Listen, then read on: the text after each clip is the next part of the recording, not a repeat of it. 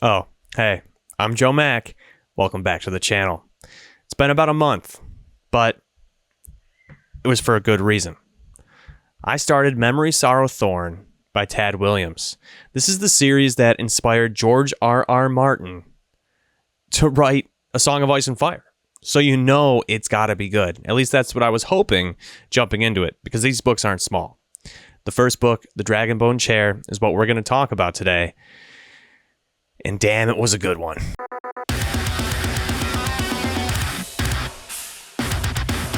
The Dragonbone Chair is epic fantasy at a truly epic scale. It is a third-person story told by Tad Williams, where you follow three main points of view. You have Simon, Joshua, and Elias. Joshua and Elias are brothers, sons of the king. Simon's lineage is something that I think throughout the story ends up being brought into question, or at least us as the reader, because we do get bits of it, but people are surprised at some of the things that Simon knows or is able to do, and certain people in the story, such as Dr. Morgani's, treat him differently. But at face value, Simon is a servant boy in the castle in the Hayholt. And this country is called Erkenland.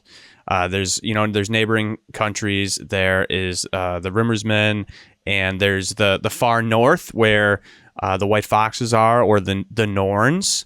You see, reading this book, there is a lot of influence for Game of Thrones and A Song of Ice and Fire. You can see right where George R.R. Martin got some of the inspiration for the core to build his story upon. And it was very awesome, as someone who has read those and seen those, to see where that inspiration came from. But I didn't read this because I wanted to see where that stuff came from. I wanted to read this because I think the names of the books are awesome. The Broken Binding recently did a set, and that art was incredible. I purposefully sought out the original covers to get, because I thought the art was wonderful. I love this old fantasy style for books, so it took a little work, and I had one mix up, because the original Dragonbone Chair that I had found was actually a book club edition, so it was smaller than the rest, and you know how we are. We got a match on the shelf. I couldn't have one just shorter than the others. There are magic swords, where the new art for the paperbacks are going with the feature for the covers, and on each of the old books they are on the spine. But this was an incredible book. It is a big book. I think, let's see. I want to say it's like 682 pages. 638. 638 fantasy pages. You have okay, let's see if I can get this on here while it's spinning. Whew. You have words that are a little hard to pronounce when you first read them phonetically. I did check out the audiobook for this as well. Both versions, the book track version and the non-book track version. Book track giving it some extra immersion with music and like forest sounds or kitchen sounds and stuff going on. But I found it a little hard for me to understand all the words that were being said with the author's accent. And like I said, it's a fantasy book. So Erkenland, Hayholt, Morgani's, the Scythe, which in the book is Sidthe, so never would have pronounced it that way. Definitely would have hit that hard. Definitely would have pronounced the D. You have just a lot of that stuff that it was definitely nice to hear the pronunciation, which, of course, I always assume if you're a narrator, there are some sort of notes, or at least phonetic notes written down, so that your pronunciation matches what the author was going for. So, I trust that. But however you want to consume this book, if you can get your hands on it, the paperback, whatever version, if you are a fantasy fan, the immersion and world building and everything going on in this book is fantastic. It is more of a take your time and digest it book. This is not action sequence, action sequence, action sequence. This is more akin to your classic fantasy. This was written, I believe it was in the later 1980s. So just know that going into it. Don't expect the pacing to be breakneck. I know that can turn some people off when it's a little bit. I'm remiss to use this word. I'm trying not to use the word slow. I didn't feel like it was slow, but it is maybe to other people's standards such. This book is absolutely worth all the time that you're going to invest with it, all the time that you spend with it. And there are different plot points going on. You have political machinations. You have brothers who are butting heads because their father has passed away, and what's going on with the kingdom. You have dark magics and light magics. You have secret societies.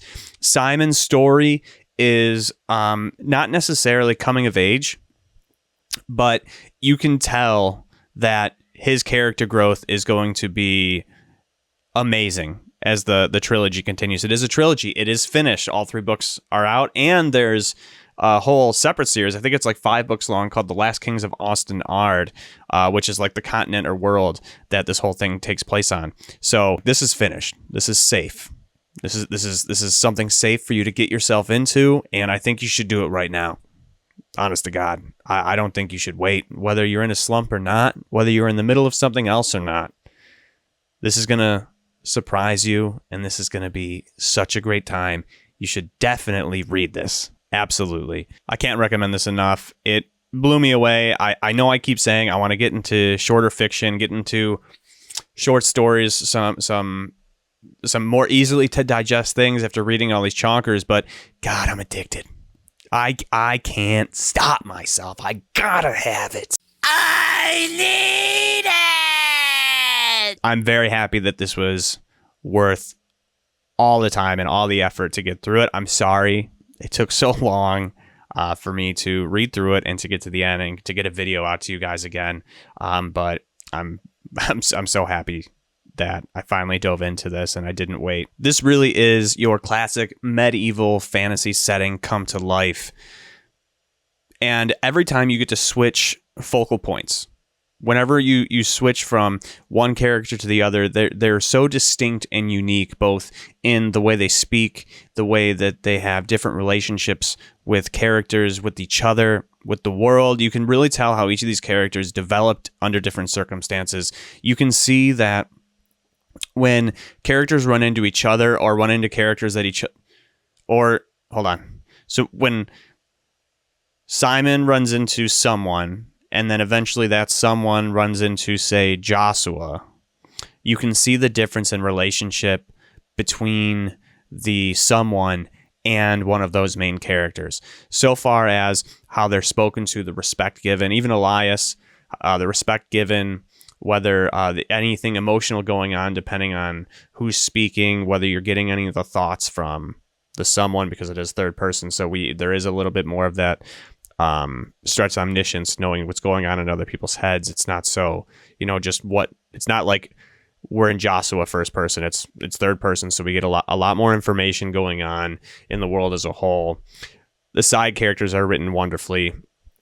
You have fantastical beasts, you have trolls, you have the Scythi, which are like more feline themed elves. You got dragons, you have men of all flavors, you have undead, you have so many things going on from a core fantasy perspective. It's going to tickle every one of those things that you're looking for, and the prose is incredible.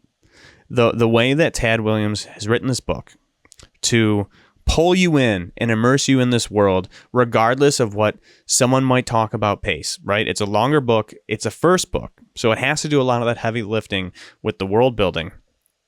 I don't feel that the whole time. I don't want to stop. I am horse blinded the whole time reading this book. The movie's playing in my head. I can't say enough good about it. The only criticism I can even think of, which isn't a criticism, because I think you're not meant to necessarily enjoy Simon in the beginning. When I didn't like him, he was kind of like annoying, whiny, soft, those might be some adjectives that I would use to describe him. But once his adventure begins, you really see him grow, kind of like from a child to a man throughout this. I had such a wonderful time. I can't recommend it enough. I'm upset I waited this long. It's from the late 1980s. I think the third book to Green Angel Tower, which if you're shopping for it in a modern format, it is split up into a part 1, part 2. That was, done by the later 90s, even if it was that far. March 1993. So Mr. Williams banged these out. Took care of it quick, took care of it fast, beginning to end, which is something that some of us are a little afraid of, things not being finished. So just to put your mind at ease, you will get the full story if you dive into this. So, that's all I really want to say about the Dragonbone Chair. I might make another video. I loved it so much. I might make another spoiler dedicated video about this, but this is really, I want other people to read this if you haven't.